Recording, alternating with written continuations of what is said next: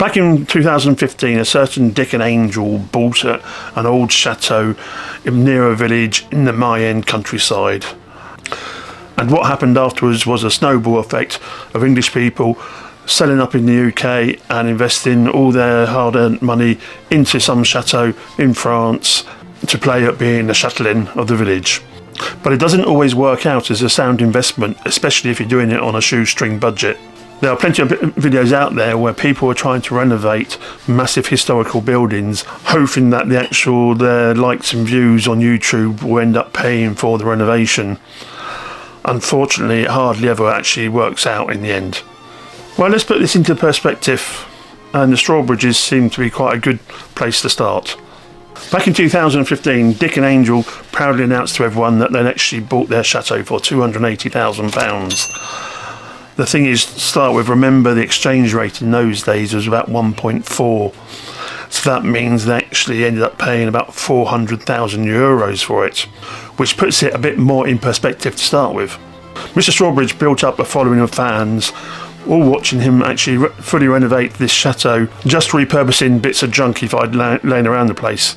His fans called him Dick, and a lot of people who knew anything about building did too. In 2020, the Standard newspaper did an article about the Strawbridges' net worth, in which they stated that the chateau was worth over €2 million.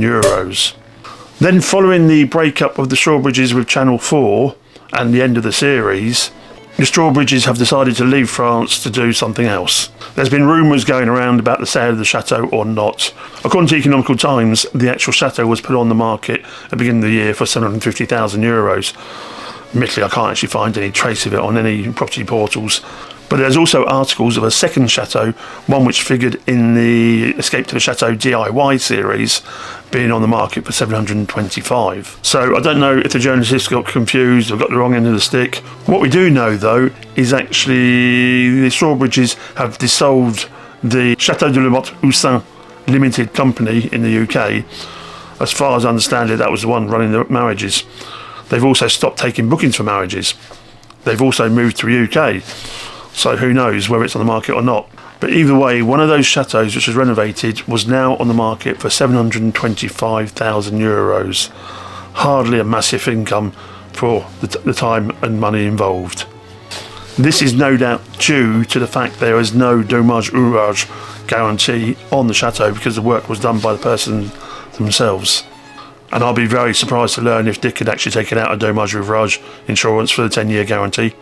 Anyhow, if they are selling the Chateau de la Motte-Houssin at €750,000, then 7 years' work, not very well paid. That's like a 40% increase, taking into account time and materials. Thank God they had the TV show to cover the cost.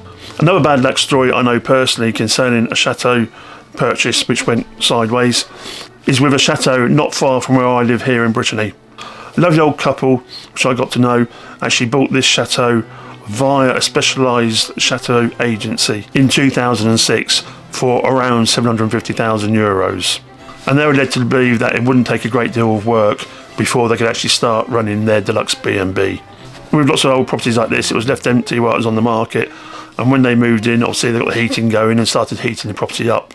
And then it started. Several of the ornate plaster ceilings literally fell down, and after further investigation it turned out the actual roof was shot and leaking, the water running down the actual inside walls, getting into the plaster, and obviously the weight and the expansion with the heating, the whole thing's just bust. So 6 months down the road, with a new roof and €150,000 out of pocket, they decided that they wanted to get 4 of the rooms ready for rental to get at least some income coming in. One of the remaining jobs was to replace the old windows with new double glazed units.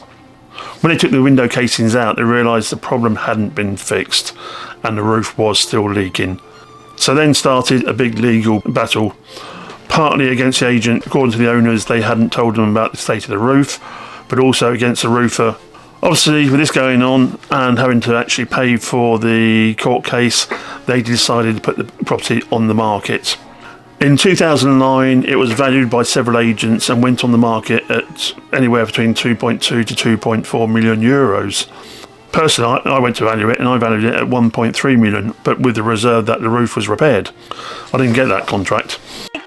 Anyhow, it sat on the market with these agents for several years. The actual vendors moved in with their son while the legal battle carried on. There was an offer on the table at one point of 1.3 million, believe it or not, but it didn't come to fruition. The years went by, the owners defaulted on the loan, the actual judges judged against them for not using due diligence. But to add insult to injury, during that time of being abandoned with a leaking roof, dry rot set into the property. And to cut a long story short, in 2021 the actual chateau was auctioned off for the price of €437,000, far from the 2.2 or 2.4 million euros they're hoping for. So be warned, without careful planning, chateau dreams can become chateau nightmares. And what advice can I give you about buying a chateau in France in 2024? Well, you know me, I like to keep my videos short.